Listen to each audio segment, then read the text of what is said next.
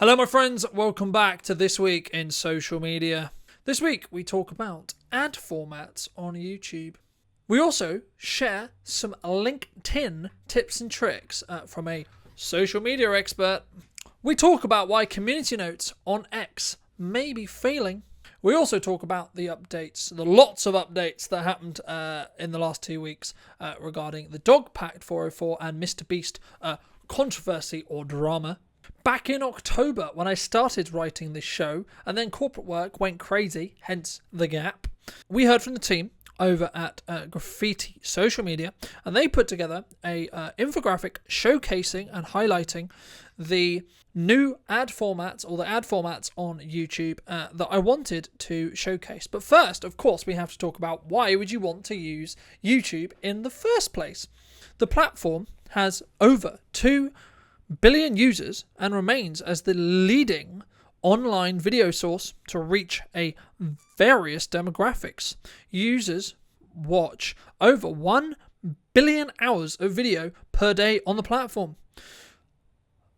Of course, when looking to run any ad on any platform, having a clear understanding of what the offer that you're trying to offer those people that you're trying to advertise to actually is, but also having a very clear understanding of what your demographic is and what your call to action is going to be is really, really important. But today we're going to be talking about those ad principles and what those ad principles are.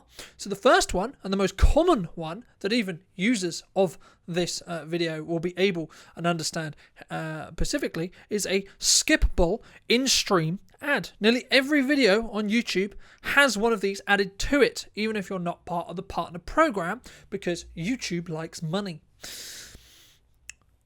With skippable ads, advertisers will only pay if the viewer watches longer than 30 seconds or makes another engagement metric, e.g. clicks on the ad, clicks on the call to action, clicks on the ad, or otherwise engages in the ad specifically.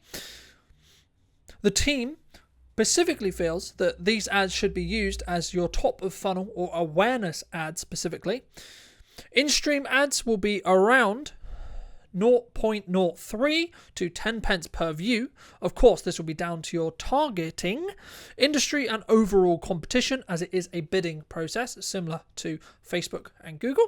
Bumper ads are also very commonly used as brand reminders or as a quick message to say, hey, we have this offer, or don't forget X or Y. So these are very, very short ads that sit in the skippable ad place as well, but they normally last a couple of seconds in that respect. And normally the CPM for ads fall between £1 and £5, and however you can it has high reach potential and of course can build on your overall brand awareness.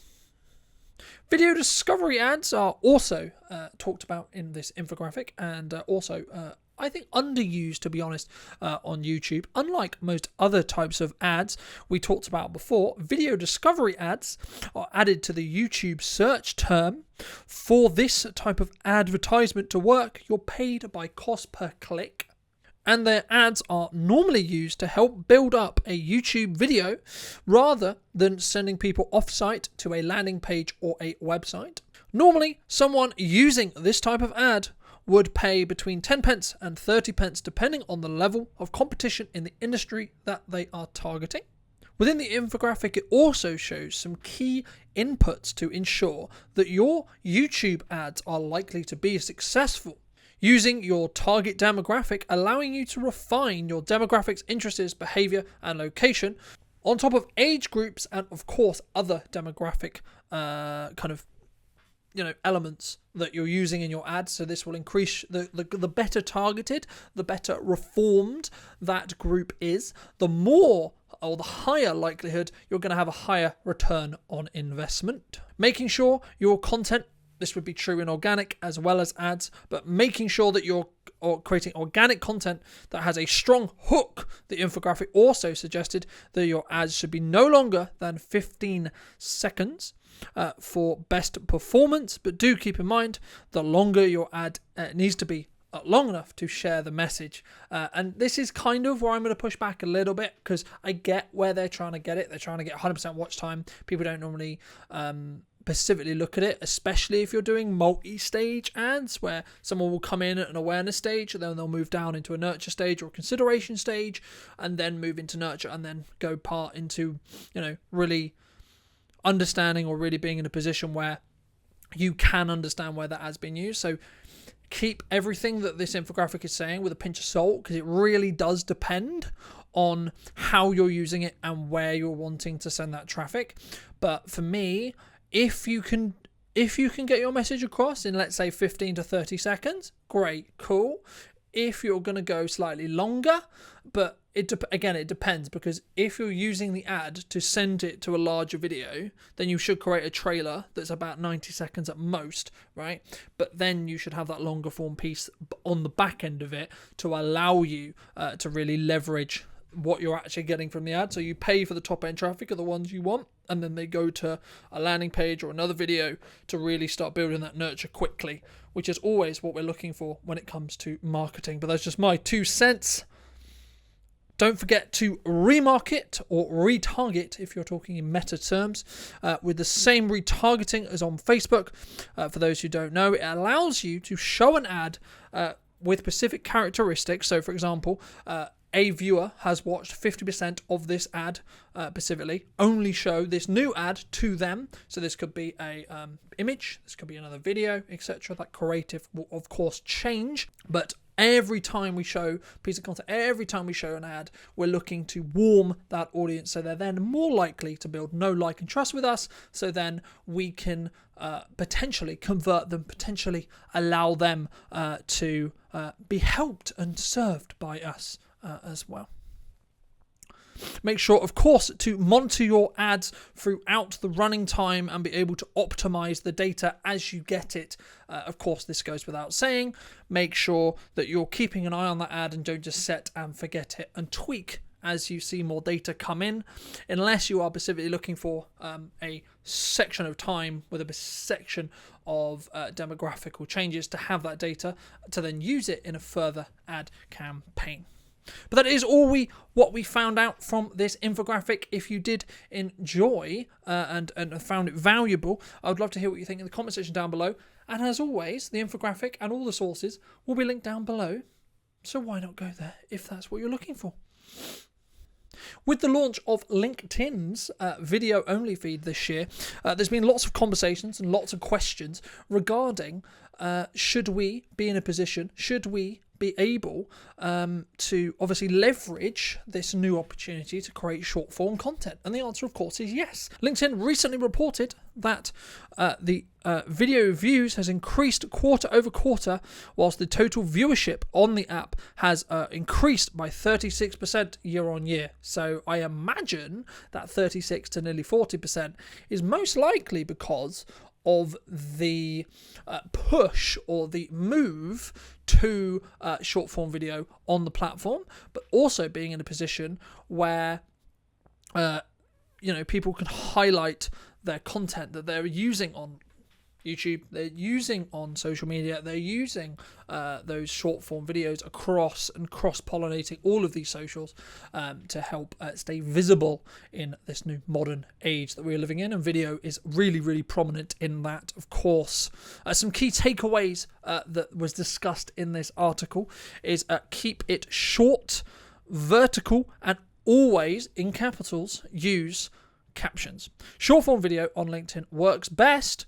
Under 2 minutes is the sweet spot to hold your viewers' attention. But again, use case, are you trying to do an in-depth topic, etc.? Maybe the placement will be better on YouTube with a short 2-minute ad to go to the YouTube. Something that we could test, something we could try. Think about it. Also, include strong post and context providing in the words above the video that sit above the video as well. So make sure and keep them to aim to minimum of 50 words. So I remember listening to I think it was a podcast and some videos talking about this, and the whole job of your packaging in video context is, here is what I have to offer, and I'm going to create a curiosity gap that I'm then going to answer in that video. So for me, it's really important to ensure when you're packaging your video, there is no questions, there's no question mark at all on where and how and what your video is going to discuss, right? So in this case, it's very clear this part of the show is about LinkedIn video. Right now, the curiosity is, okay, Colin, how can we get more out of LinkedIn video? So what I'm going to do in my first couple of seconds is I'm going to hook that curiosity and confirm that curiosity for you as the audience member, and then I'm going to spend the rest of the video adding value and showcasing what I found from this infographic and my own input as well. The job of a video, like any marketing specifically, is to add value to your audience rather than, hey, come and buy my thing. Industry-related content, clear audio, and fast-paced rhythm with an engaging hook throughout will hook your audience in and allow them to continue to consume your content. Also, keep in mind, if you can help your content be comment relevant, it will help in social graphs. But also, if you can create a piece of content that's reshareable, then, or more likely to be reshared, it's going to allow your content to be seen by a new audience, because every time someone reshares it, it gets shown to a percentage of their first connections rather than yours. So that's keep in mind as well. There's also been some reports from the Social Media Today article that I'm referencing for this story, where they was claiming, and they were talking about some data that came out about community notes failing on X specifically. So the process to add a community note on X at the moment is as follows. The community note contributor group is alerted to review the note that has been added by the community or by the person who wants to add it.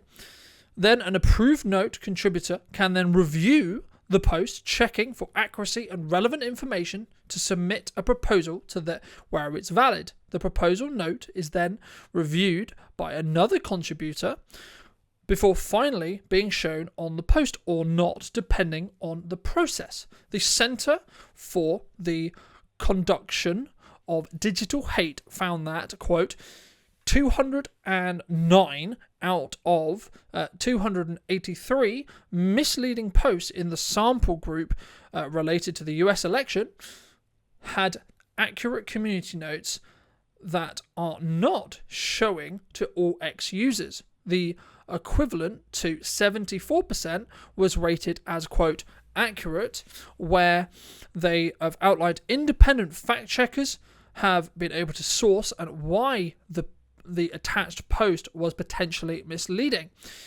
In the Social Media Today article that claimed that, quote, the majority related to the 2020 election being stolen, which most Republican voters maintain to be true. President-elect now, Donald Trump, also continues to stand by this claim. There's no surprise that the Republican community notes and disagree on whether this is being queried or not.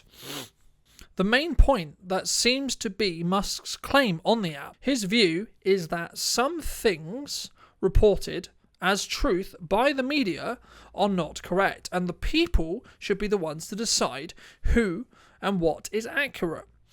Further adding to CCDH's findings, and the Wall Street Journal's own analysis also found that only 79,000 of more than 900,000 community notes written in 2024 had been shown publicly. Less than 9% was success rated of the notes being displayed and declined over time. So does this show, and does this bring the question of what should we believe and who should we trust again? My personal view, as someone who has worked in the media industry for nearly 10 plus years now, is there, of course, is going to be a level of maybe misreporting by mistake, or a level of good PR in regards to my view. Because of course, why would a business or a local organization or a local group or a local location want bad press? Surely that isn't going to help them sell more. The issue where this comes down, in my opinion, is whether we're talking about factual statements or not, right? I think the key here is not about, do you like what I'm saying? It's, is it factually correct or not, right? And who is holding the, quote, arbiter of truth, right? If you ask Musk, it should be the people viewing it. If you ask others, they would say the mainstream media or independent journalists or etc. Right? And I think this is the conversation. This is why there should be a level of independent reporting taking place, because regardless of how powerful and how well funded or not well funded these mainstream media sources are, they're still human. So the more people who can cover this topic and that can be then validated independently by fact checkers, of course, you can then be in a position where the people can go out of their way to fact check and to double check and be, I would always say, be healthily skeptical of everything you hear and read, because there is things called unconscious bias. People are going to make mistakes, either wrongly or rightly, and or they do it deliberately.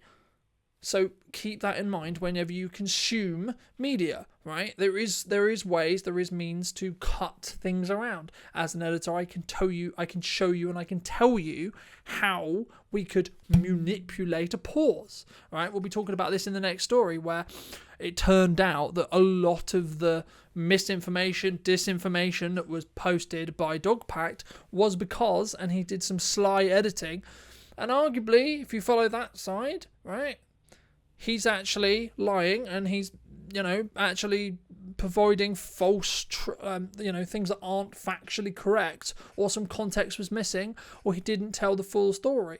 So, and what are then his motives around that? So I think it's really important that we, and, that's why I wanted to cover the community note bit as well, because there should be a level of community involvement. There should be a level of independent fact checking taking place. But is community notes the solution for X?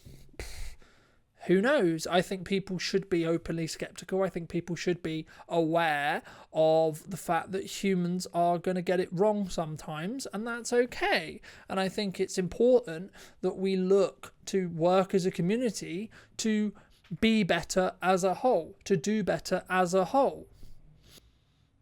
Moving on to the latest updates regarding the Mr. Beast situation. For those who don't know, I'll leave links down below to catch you up. There's been quite a lot of, because of course there would be, when I have no time to create a show, there'll be lots of updates on this story. We're going to do our best to cover them as best we can. We're going to first focus on two main videos specifically, which is the soggy cereal video, and then the podcast with Mr. Beast himself in response, and where the crossover is. I will of course explain that as we move forward. We're first going to focus on the soggy cereal video though. So the first thing I would like to confirm, or like to talk about specifically, is that we got to hear more details and more kind of understanding, I guess, on what the Delaware situation really was. For those who don't know, it is alleged that Mr. Beast wrongly or rightly, as in by mistake or deliberately, depending on which side of the fence you believe or which side of the fence you're thinking about, hired a known sex offender, because the reason why his name is Delaware is because he can't go back there because of certain sexual misconduct allegations, and also being on the register, etc., that kind of thing. And what we heard was actually Dogpack claimed that the nickname was caused and was put into the organisation, but we also heard in Soggy's video from Dustin, who had worked for Mr. Beast for 6 years, and he said, quote, he wanted to set the record straight. He also said the company was growing very rapidly, and it was just Jimmy and 2 or 3 friends, and he went to Best Buy to hire 3 more people as he needed the help. But one of them was named Delaware. The Best Buy called him that. We didn't make it up, and he ran the store. So I guess that Jimmy just thought if Best Buy thought he was good enough to manage a giant store, he's probably good enough to run a YouTube channel, right? And again, I'll be talking about this a little bit later when we talk about the podcast, but Jimmy did also confirm that. Now, should have Jimmy done a background check to make sure that he's not hiring a sexual predator? Absolutely. He was 19, company was scaling very, very quickly, so actually, arguably, that would be why you could say why it happened. Does that mean that he's at complete fault still now? I'll leave you to decide. But what it does mean is, I hate to teach people to suck eggs, but probably to check who you're hiring and probably do background checks on those people before you hire them. Don't be a dumb 19-year-old Jimmy, e.g. As Soggy claimed that Mr. Beast didn't do background checks, so of course that was stupid. Jimmy claimed that he made a mistake in the first place in hiring him. And from my understanding, when he was made aware of the situation, he then removed Delaware from the organisation as well, just for the record.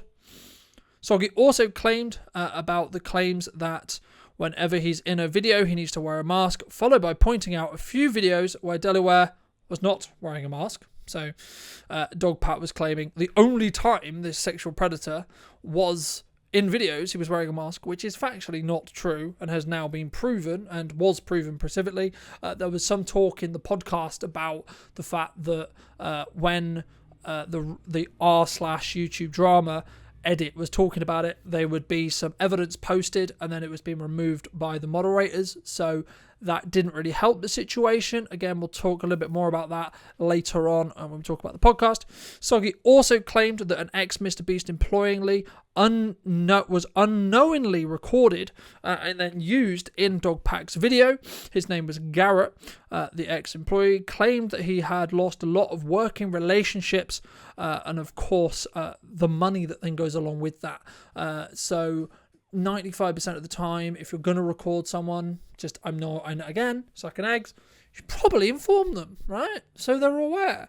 And this is kind of some of the shitty behaviour that came out in regards to what was going on and what Dog Pat was kind of playing. He used a really shitty voice changer, and apparently when the Dog Pat video did come out from the Soggy video that I'll link down below, but also watched yesterday, there was, Garrett lost a lot of his contacts and, of course, the money that then, the relationships he was building and the relationships he had, so these are some of the quote-unquote victims that were, in that video that was caused by Dog Pat specifically and seems to be, and the more I look into this now with the full context of understanding the story and what Dog Pat did, it looks more like Dog Pat's trying to push a personal agenda as a pregruntled or pissed off employee rather than trying to be the arbiter of truth, right? And that doesn't mean, of course, that Mr. Beast has done nothing wrong. As we've already alluded to, he did hire Delaware in the first place. He didn't do a background check. That's not good. But it was because the company was growing so quickly and he wanted to and needed to get some more staff to help.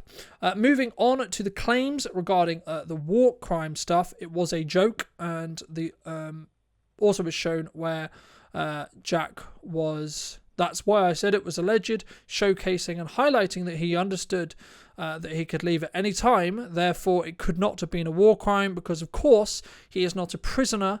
And prisoners been having the lights left on was a big talking point about specifically was it a war crime, was it not a war crime? In Dog Pat video they implied that it really was, and there was a lot of psychological pressure to mean that Jake was gonna have to stay in that room. But again, it's a volunteered challenge related game show where you can earn money, £10,000 a day as far as I know, or $10,000 a day, excuse me, and he could leave at any time, and he did, and then he kept the money, right? So I think that's a bit disingenuous. Again, Dog Pat had also claimed that some two out of the 3 illegal lotteries within Soggy's video was then claimed to actually be completely legal in regards to there was the clear you can join without having to purchase a t-shirt conversation, which I think was really important. The third one at the moment is still a question mark, and is still the first one is still a question mark on whether and how it is actually illegal or not. And from what Mr. B says in the podcast, he says that he's got a team looking into it, so he doesn't really know specifically. There's been a lot of kind of pushback and a lot of saying that interview specifically wasn't very good, and I'll be talking about that towards the end. But very quick synopsis. I think it's just a clear interview, and yes, you could push people more, but the whole point of having an interview is to gain, firstly, understanding and knowledge, and when you get more evidence, to then retroactively and critically think about that evidence to then potentially change your side, quote unquote, because there's a lot of the internet that's very upset because the commentary community isn't taking a side, right? I think the truth or the emphasis should be on what is true and where the wrongdoing has been done, rather than what side you're on and potentially if you swap sides, right? I think for me it's more important to talk about the truth rather than I'm picking a side. Welcome to YouTube drama. There we go. Soggy also pointed out in this video as well why a handful of other claims weren't true, as the context was quote unquote to fix them, right? So I'll give you an example. The dog food one, again, more added context, wasn't technically true. There was no wrongdoing there. All got sorted out. The Feastables bar, the gram specifically, that he was comparing the sugar amounts specifically, wasn't the same, right? King size bar versus regular bar. Of course the sugar's going to be different. Of course the calories are going to be different. Of course it's double the size. His claims that a car was lifted in post didn't happen. It wasn't closed and was completely debunked as well. The one thing they did do though was change a red car to be a blue car because they were concerned that audiences wouldn't be able to distinguish the difference between the two cars. So they did do that. And while we're talking about CG as well, apparently the pit they crashed a train into in a Mr. Beast video, and the shredder and things like that, they are all true, not CG, even though that's what Mr. Dogpack claimed. There was a couple of conversations around why there's maybe some CG used, and 95% of cases it was to do with safety, because you can't, funnily enough, have a load of camera people in the bottom of a pit to film a train come through and then potentially it go wrong and kill people, or, for example, have a load of on-screen talent on a raft during a lightning storm that could kill them, so you needed to take them off it whilst the lightning storm passed, for example. I'll leave Soggy's video down below, just a couple of examples of those things. More seriously though, proving that Dogpack claimed that Ivanka Trump's video was clearly CP, was claiming that she was 13 in the video, in the image, when the image has since been proven to be that she was 18 and she was doing it for a magazine shoot. Also, the claim that Dogpack, when we talked about the leaked videos or the leaked messages as well, Dogpack also showed and proved that the chat in question was not a work chat. It was a not safe for work memes chat that then Ava kind of took over and didn't really want it to be used as a work chat, so you can't really count that as a work chat either, so technically that was another lie. There's been a lot of conversation around the anime, and apparently the anime community wasn't very happy with the claims that a romantic relationship between a 26-year-old and a 13-year-old took place. Apparently the story actually, with more added context, I'm not into anime, I don't know, but the added context was she was selling herself in the story, and the 26-year-old had another romantic interest on the side, and was trying to help this 13-year-old get over her past trauma and stop then selling herself. So apparently that's the storyline there. There was also some claims as well that were also debunked by an old man not quote-unquote winking, and this was CGI, why you would go to that trouble, I don't know. But there we go. Between the 101 to 100 video and the fact that someone also won £1 million from MrBeast helped him by giving him a passive income. This was the gentleman who actually did win it from holding his hand on the case of money. And apparently he didn't invest, but there was a very sneaky cut because the guy paused in the video and then he says, well, actually, no, MrBeast did help me. MrBeast, basically, from what it's been basically validated by MrBeast and some staff from MrBeast as well, specifically, they were looking at the fact that they basically add him onto a passive payroll to then be in a position where they could just passively pay him, because there was a lot of conversation and people who have won the lottery. MrBeast talks about this in the podcast interview, where many people have gone back to being poverty because of that lifestyle shift that happens when lots of people come into lots of money, hence the passive income to help him get back on his feet, etc., or carry on being on his feet in that respect as well.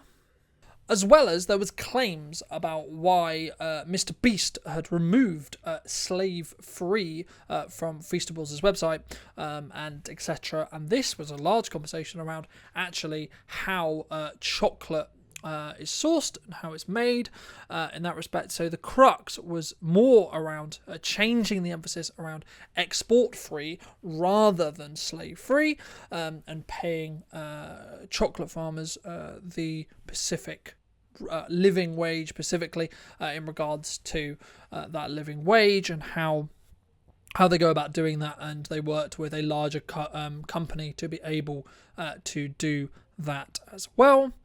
In regards to the rocket that was meant to send some memes to a room, number one, wrong kind of clip of a rocket was used in the dog pat video, completely invalidating and implying something very different. Number two, it is apparently going to happen, and they're using a bigger rocket, and the first one failed, but the second one, in theory, won't. So that was debunked as well. In regards to talking about the reasoning behind why a percentage of staff from MrBeast's employees and also his girlfriend was used in the 100 boys, 100 girls issues, very simple. There was nearly a COVID outbreak on the set. He did it for safety. Everyone had to do that, and the girls needed their numbers ranked up a little bit because a load came down with COVID. So this was also released around the peak of COVID as well. And MrBeast's girlfriend came out on a podcast talking about it shortly afterwards, and apparently that missed, or Dog Pat just didn't mention that and implied deliberately that it was something else. Dogpat also claimed that a video didn't even take place. Soggy Cereal in his video actually interviews a member of the 24 people in a circle go after or go for $1 million. The reason why the video never got posted was due to the fact that COVID within the crew first time round, followed by nearly everyone getting COVID again when they tried to film it again, to the point where, by the sound of it, they just said, fuck it, broke the $1 million into 24 and gave it to those who took part as a compensation, taken off work, etc., etc. So it was around $10,000-ish each in that respect. Soggy also did a deep dive trying to understand Dogpat himself and where his, quote, hate or love, depending, his love-hate relationship with MrBeast actually was or came from. From what I can tell personally from listening to his video, it sounds like he was clearly pissed off or clearly upset that he was fired from his, quote, dream job, so to speak. Soggy also went to MrBeast's HQ to talk to a handful of people that worked with Dogpat, one of which being Emily, a co-worker who, quote, felt uncomfortable. We also heard from the hiring manager who wrote the no does not mean no claim. She claimed that it was a selling technique on the idea, and of course wasn't what the internet instantly jumped to, and it was slightly dodgy in that respect as well. And it was more around the concept of finding a creative, finding the problem, from what it sounds like anyway, finding the problem that whatever the person they're trying to talk to do the video. So for example, they're trying to put cranes up. Why can't the cranes happen, etc.? Why can't we film in a store? I think was the example in the actual document, etc.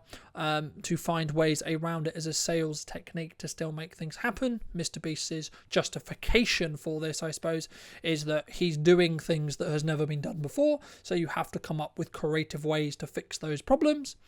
Dogpat's manager also says in an interview that they, if Dogpat had, worked there for longer than 2 weeks, 3 weeks, which is what it sounds like he had actually worked there for, then he would have known that one of their objectives is to age up the content, e.g. make it more reliable or more likely that people of an older age group are going to enjoy or going to want to consume Mr. Beast content.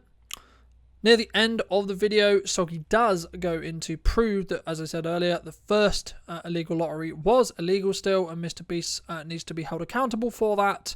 As I alluded to in the podcast, he does talk about that, and he has a team trying to pull the footage and look into that. So in a world where there is some more updates on that, I'll be sure to let you know.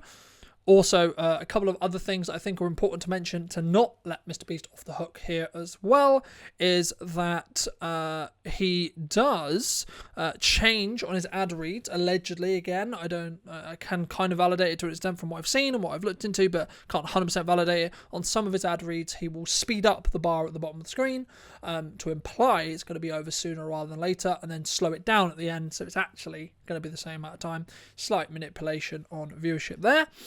So, probably shouldn't do that, Jimmy, if you're somehow watching my tiny channel.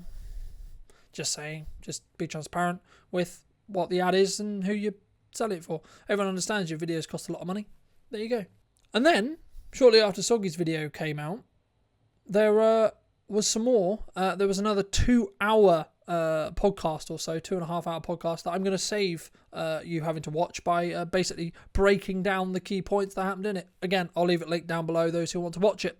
Mr. Beast opens up on a podcast and explains why he didn't come out and talk about anything because he hired a law firm that we talked about in last time we did a show to have an independent review on what happened with Ava, and he also suggested that he shouldn't address anything publicly as it could influence the outcome of that independent review. They then go on to talk about the fact that Delaware points, the points were made in Soggy's video where the points were made and the comments and pointing to the video where Delaware wasn't wearing a mask and where he was actually a Best Buy employee was removed from the r/YouTube drama page. Of course, there is a point where Mr. Beast himself is not free from the wrongdoing came up. At point A, specifically the third party did actually find some things that he then remedied and fixed. They also found what happened, and he was shocked by how much they looked into and how much it was going to take to look into. He also pointed out where anything unlawful would have taken place, they would have had to have gone to the police because they're a lawyer firm, right? They're going to have to do that. They have to stay above the board. And when it came to when he was asked if the third-party investigation was a mistake, he said that he knew it was going to take a while, but he should have pushed back a little more and asked to see what he could talk about specifically, talk about it and sort of answer things more publicly. And he did feel regretful in that regard from what I can tell from this one podcast. The podcast creator himself did claim that no money had changed hands, no NDA had been signed for this podcast to take place. One point that Jimmy did make is that his businesses have rapidly grown to now 300 plus employees, and not every experience with those when you have a organization of that size is necessarily going to be good, quote, likely purely due to the larger numbers. And also keep in mind as well, they add hundreds of freelancers on to their larger videos as well. So suddenly you've gone from a couple of hundred to 400 employees across his businesses to now thousands potentially. They also talked about how planning with dealing with HR challenges and how it comes to the key, not allowing it to happen. So not allowing it to kind of take place or simmer around in the organization, but also how he deals with it when it comes and if it does happen. He did confirm that he shouldn't have taken his mum on as head of HR, but it does come under that concept of a 19-year-old boy who's having a rapidly growing quote-unquote business and being a dumb 19-year-old. He did also talk about the concept that we talked again and confirmed about the no means no already explained, but it's purely to do with sales, where Jimmy explains due to the fact that they've never been done before, and they then need to try and find a problem for that person that they're talking to that they can then help fix. They did end up talking a bit more about the CGI elements. However, as I already outlined when I covered Dogpack's first video, CGI is one of those things to make things possible or help add to the video rather than I think the key is it for not being the key part of telling that story. So for example, if Jimmy wasn't building his set and he was doing it all in CG, then of course that would be way too much and too far. Everyone's line is going to be different in regards to what CG is too much, what CG should we use, what should some people would say I have too much production value, some people would say I don't have enough. There we go. It's just opinion. He also adds probably maybe the extra 1% to the video, and so he also talks about hiding safety things to keep everyone safe at work and still having a working video. Jimmy also did talk about the fact that he's planning to share more of the making of to show that he doesn't fake his videos and to show the progress and the build process that he goes through, and also to make sure that every point that is made within that video is 100% true. So he's building out the team to create more BTS videos, but also he wants a QA team there to make sure that if a number is used, for example, so we spent X amount on this build or this set, that number's correct. He doesn't want to, especially after this situation, he doesn't want to put out any more dis or misinformation, specifically if he can avoid it. They did talk about the 100 boys and 100 girls video, as we already talked about, covering Soggy's video. This is purely due to COVID, and Mr. Beast's girlfriend has already, and some of the staff in the video was purely to do with the fact that they came down with COVID. They do also talk about the illegal lotteries, and as I alluded to earlier, if people would like a refund, he provided a link within this interview for those people who can then, go to that link and get the refund. But also, he has asked a team to look into that and check it legally in that respect as well. And it did sound like Mr. Beast did want to fix any wrongdoing that was found through this process and through the last 4 months. Of course, the question if Jimmy was going to go after Dogpat or sue Dogpat did come up. And Jimmy said that he has personally lost millions in his businesses, and he didn't confirm it, but it sounded potentially quite likely that Dogpat could potentially get sued. Obviously, if we hear any more or that does happen, when allegedly Jimmy's lawyers have finished drafting it, then I'll let you know. But it did seem specifically like that was potentially likely, unfortunately. And, I'm sure many people wouldn't necessarily want to see that, regardless of the wrongdoing, if you believe that Dogpat was in the right place or in a more positive place, just trying to show the truths of what Jimmy was doing. But I'm sure some people would want blood if this is misinformation and true, and it sounded like Jimmy did as well. So keep that in mind. They also talked about the pump and dump scheme, that was likely to do with the fact that, he's too dumb to do it himself, quote, and that's why he gets a fund to manage that wallet. Again, don't know enough about crypto, so I'm not really going to be able to talk much about that, but I will leave CoffeeZilla's video down below talking about the response, but also his initial video talking about the crypto stuff as a whole, for those who are interested. And when they did talk about the charity work that he was doing, he claimed that Dogpat's videos was proving that he was fake, said also caused an avalanche of videos of people saying that the charity's fake and he fakes his videos, etc., etc. and it has cost the actual charity work that he's doing and cost them millions. They've lost brand deals, all to drama and Dogpack's video. So that's then the correlation. And there was talk about Jimmy specifically already losing money because he funds all of the staff, he funds all the productions, but also he had to top up that charity's fund by about $1 million or so.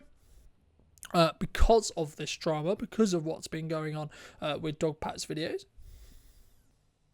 Again, he then does confirm some things we've already referred to, such as that he is regretful and thought it was a dumb mistake in regards to hiring Delaware and not doing background checks. And also, he did add that revenue onto passive revenue for Mark as well. When talking about the war crimes, point from Jake, the point he shared that one person in the group can be affected by something else, one element really hard. For example, when he redid this challenge with 2 people, he did offer them as part of the challenge to turn off the lights, and they didn't take it. So it did say, and it has already alluded to the fact that some people can find these challenges, parts of these challenges really hard, others find other elements of these challenges less hard in that respect. So it's really down to the person, and from what it sounded like, Jake was already in a bad place already. And he did confirm, Jimmy's point of view did confirm that after Dogpack's video did come out, Jimmy did reach out and see how he could help, and he did seem, or Jimmy thought that Jake seemed like he needed some financial support, so he did send him $50,000 with allegedly no strings attached. After it was then taxed, according to Jake, it ended up being around $30,000 or so dollars. Still large chunk of money, if you ask me. They did also get and did touch on the Mr. Beast Games lawsuit that we covered a few weeks ago. He claimed that someone had put it down to learning in regards to the example of feminine hygiene products, as there was a woman who could not use the tampons and etc. that they did have, and there was a very simple fix, but specifically Jimmy did look into it and he couldn't find who was told about that, and he said they will learn from it moving forwards. Not surprisingly, he couldn't talk much about what was going on, as it is a open litigation in that respect as well. He also claimed that he couldn't find a single broken bone after calling 1,900 people who took part in the Mr. Beast games. Who took part, of course. Unfortunately, he couldn't get a hold of the final 100, but he couldn't find anyone who had specifically gone through. And he also confirmed what we found out in the interview that covered a few weeks ago as well, that nearly everyone got $2,000 for just showing up, and he claimed that no NDAs or legal paperwork was tied to that money specifically. He did end the interview by sharing the fact that he's only human, he's going to make mistakes, and when you're doing, quote, when you're doing things that have never been done before, there's going to be mess ups. Unfortunately, he will do what he can to fix them. Following the interview, in a follow-up call, he was asked about Shadman and some more of the crypto stuff. As I've already alluded to, I won't be talking much about the crypto stuff, but I'll leave resources down below. In the refer to whether Mr. Beast knew who and what Shadman was, he declined and said that he didn't really know, and there was just some anime stuff up around the house, and of course if he had known, he would never have put those up, and obviously Shadman is a very weird creep. So do you think Mr. Beast did a good job at defending himself? Do you think this interview was soft, as I've seen online, a very soft take, didn't push hard enough? Do you think that Dogpack is a piece of shit for manipulating in the way he did, as we talked about in this video? I'd love to hear what you think in the comment section down below. If you did and want to hear and leave your thoughts on any of the topics in this video, then let me know in the comment section down below. Thank you ever so much for coming back and joining me. I'll be back very, very soon with some brand new shows. We'll be a bit more thick, a lot more coverage in regards to stories. I just wanted to get this one out because the Mr. Beast thing was quite out, like 2 weeks-ish. I wanted to get that out. So thank you ever so much for joining me once again. If you did enjoy this video and would like to see more like it, talking about cameras, talking about reviews, talking about what's going on social media, potentially covering there or bits of drama now and again, make sure to be subscribed, and thank you ever so much for joining me once again, and I'll see you very, very soon. Thank you so much for watching. See you.